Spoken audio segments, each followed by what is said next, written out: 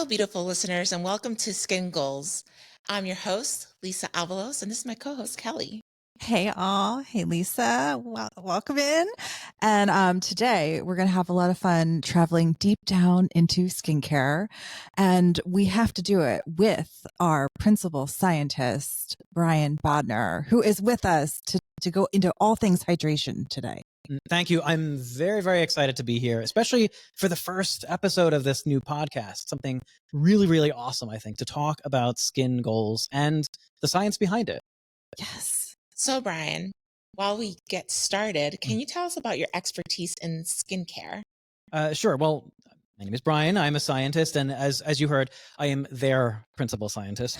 But I've been a formulation scientist now for 12 years in the categories of skincare and makeup, starting out first in makeup and then in skincare. And I would just say that I have a exceptional passion for both learning about all the science behind skincare and kind of anything skin, and about conveying it to others. I think it's really important to share the information we have because really it helps to have a basic understanding about how your skin works and what you can do to maintain good skin health. So it's a perfect podcast for talking about these sorts of things. Because we are major learners, and I know the community is all like, we all want to learn, how do we have that perfect, hydrated, gorgeous skin, right? We all want it. I want that glowing. I can see it. I can see it in my mind. Like it has that just bounce and that glow to it. How do I get that? Right. Let's dive into it. It's exactly the basis. And it's the reason why it makes sense to start with this category. Because if we're talking about healthy skin, there's really fundamentally two things you can do to just be good enough to get your skin really nice and healthy. One is keeping a good hydrated skin level. Hydrate your skin. And the second is apply and use sunscreen. If I were to say you can only do two things, those would be the two I would suggest you do. Both of those really lead directly to healthy skin. Today, we'll talk about hydrated skin is healthy skin, and we have to do this. It's a big topic. It's very fundamental. So that's why it makes sense to split this into a few episodes to first kind of learn about what it means to have hydrated skin and healthy skin. And second, like, how do we do stuff about it? So remember for this episode, though, the phrase that you want to remember is hydrated skin is healthy skin. It's so important. I want you two to say it with me. All right. Should we all say it? Yes. Okay. Let's blow your eardrum out. Ready? Hydrated skin is healthy skin, right? It's very, very important. And we need to unpack that a bit because it has hydrated skin. We need to talk about that and healthy skin. Yeah. And now, Kelly, you already told me a bit about like what you feel is healthy skin. Yeah. Lisa, what's healthy skin for you? For me, it's like a balance because I can go from oily in the summer, dry in the winter, and then sprinkle in hormonal acne. So Sure. Balance is my key. Sure. And Kelly, you've already said, healthy skin. It has that glow, that bounce. It just like, it has that look that I'm just like, when I see it, I know it. And I see it a lot on TikTok, and that's what I want. Right.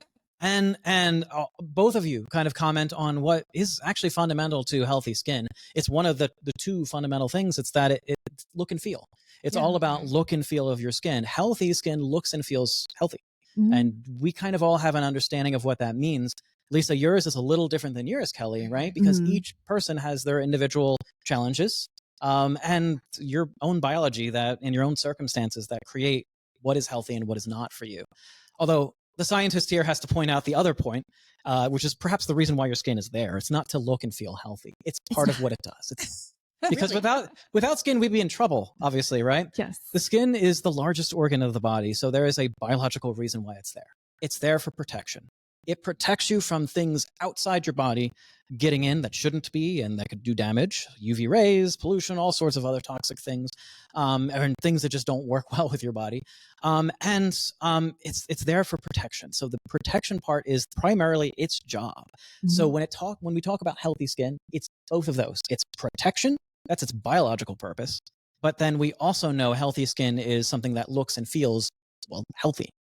So let's start with that. What are the basics? How would you define healthy skin?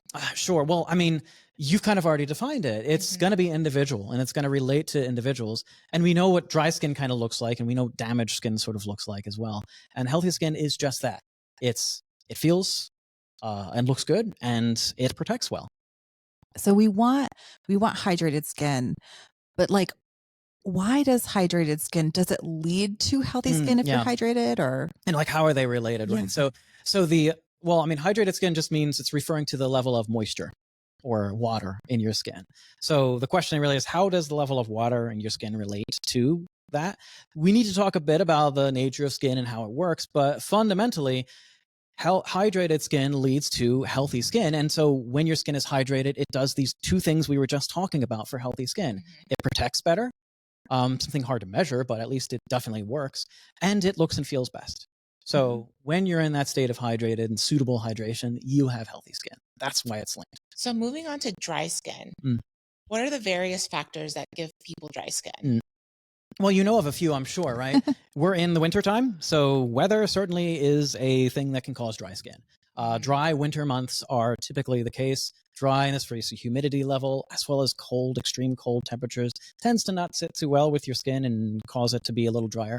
Also age. Age is a really, really big one too. As we age, our skin's natural ability to hold on to the moisture and to keep a good, healthy level of hydration does suffer a bit. And so as you get older, you will have drier and drier skin.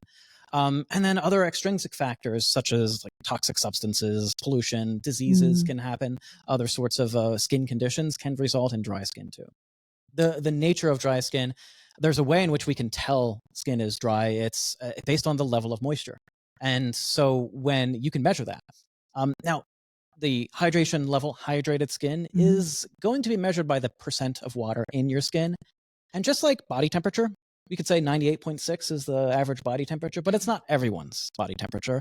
And it's the same way for hydrated skin. The actual percent where you should be or range where you should be is going to be dependent on each person. But clinically, we can say somewhere around under 10, you're clinically dry skin. And this condition is known as xerosis. It's spelled with an X. Xerosis, pretty cool. And that's what we're talking about when we talk about dry skin. So dry skin is also not protected skin. Shouldn't be not as protected as hydrated skin for sure. Your body's ability to be protected suffers, and you can visibly see that. It's cracked, it's itchy, it's sometimes red and everything. Like you have noticeable changes that you notice when skin is dry. It might even hurt a little bit. It might even hurt a little tight, little. Well, that's a great segue to our break, and we'll be back in a couple of minutes. Welcome back, and we're going to continue this conversation on hydration. All right. So we were just talking about like there's clinical ways to tell that skin's hydrated, but how can like an individual determine if their skin is properly hydrated? Right. Well, I mean, you've told me already, right? We know it's linked up with how healthy your skin is. So you can feel that yourself. And clinically, we can't say, okay, we can't ask the skin how much water is in it. I can't say like how much water is in you and say, oh, I'm at 12%, we're good. But we can measure it. And there's two different ways there's a few ways, but two that I can talk about pretty easily that are ways to measure how hydration level of your skin. And that is, it's based on its properties. And one of the properties your skin has, it's elastic. So if I take a portion of skin, we can tent it out and you let go, your skin should kind of bounce back. It should come back. How bouncy should it be? It'll go back and it's elastic. And this elasticity of your skin is related to the amount of moisture content in your skin. It does relate to that elasticity. So the actual clinical way is basically giving yourself a hickey. It sucks skin up, and then you can measure how far it's tented up and then let it go and see how long it takes to come back after releasing the hickey. That's one that measures the elasticity way. And there's a few ways that are kind of surrounding that. The second is to measure capacitance. Capacitance is a term that's basically describes how well your skin conducts or works with electricity. So dry skin doesn't conduct electricity so much, and your body kind of almost acts like a battery, so it can store skin. And you notice this already if you've been around in the winter, which all of us have, and I'm sure you've had the experience of grabbing door handles and getting a nice nasty shock. Definitely. That's related to the capacitance of your skin. You're more likely to get a shock when it's dry out and when your skin is dry, because your skin is basically acting like a battery. It's storing up electrical charge and it releases it right there, because dry skin is gonna store charge a little worse. I remember doing that as a kid. Like, I think we would shock each other, like on the carpet. I carpet. do it now, right? I'm dry and I wear the specific, there's a coat that I have that actually, it's horrible in the winter because it's rubbing up against your hand and it generates a lot of stem. I never connected it. It does happen it's more clinical. in the winter. It does. Clinical. You're electric. So let's dive into the fundamentals of maintaining skin hydration. How do we do that? All right. So we can measure hydration level. We know a hydrated skin is healthy skin. So how does your skin do it? Is kind of the fundamentals.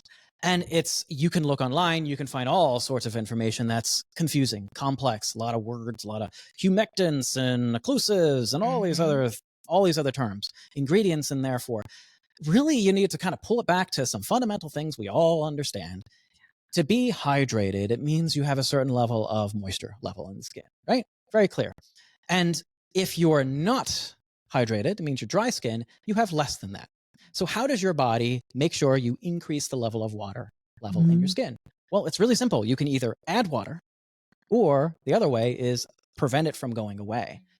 If you have a water bottle and you take the cap off, if you come back a day later and you lift the cap off, you're not going to have the same level of water in there because we all know evaporation happens.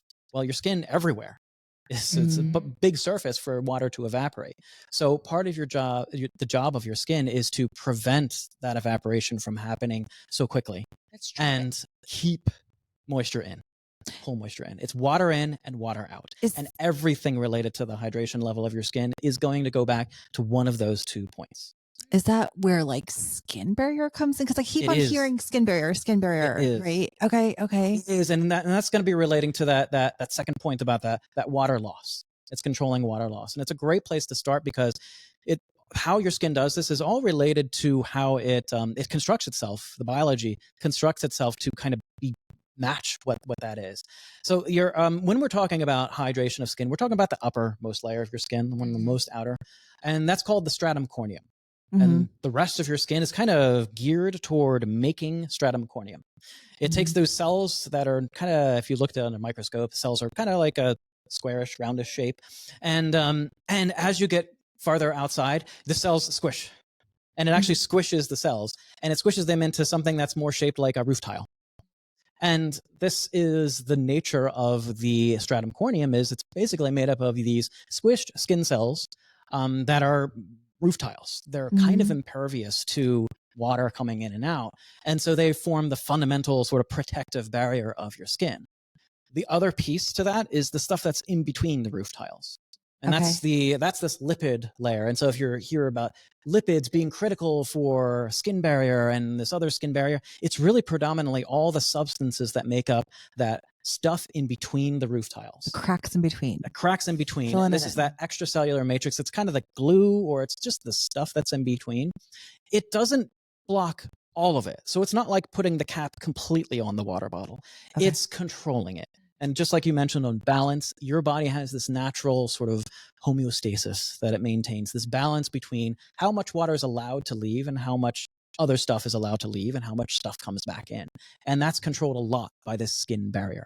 And the health of your skin barrier is, your body naturally has to maintain this. And that's one of the primary ways it blocks water from loss of your skin, blocks loss of water from your skin. So how do we get water inside the skin? Right. That's the other piece, right? Yeah, the humectant part of that. The water, exactly. And this is where humectants come into play. And your body, well, it's like, do I add humectants? Well, you could, I guess, but your body makes its own.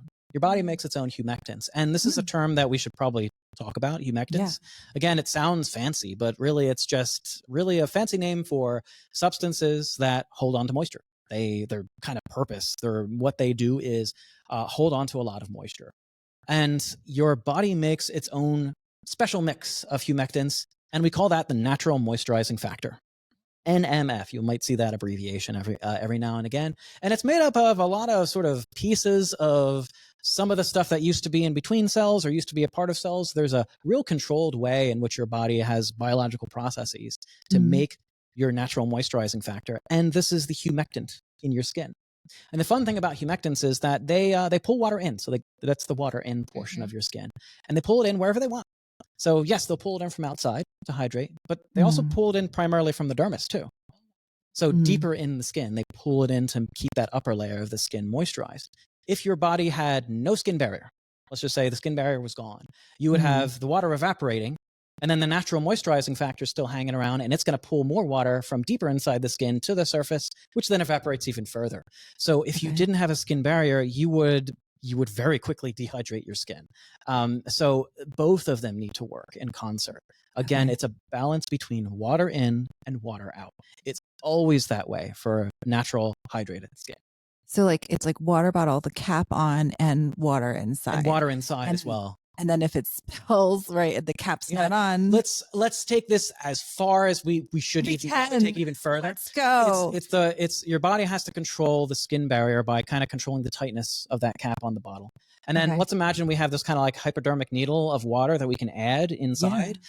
That's where the natural moisturizing factor comes into play, where it can feed more. It can kind of cause more moisture to come in, but not from the outside necessarily. Maybe from the outside too, but actually a lot from the dermis. Okay. And natural, just curious about like humectants.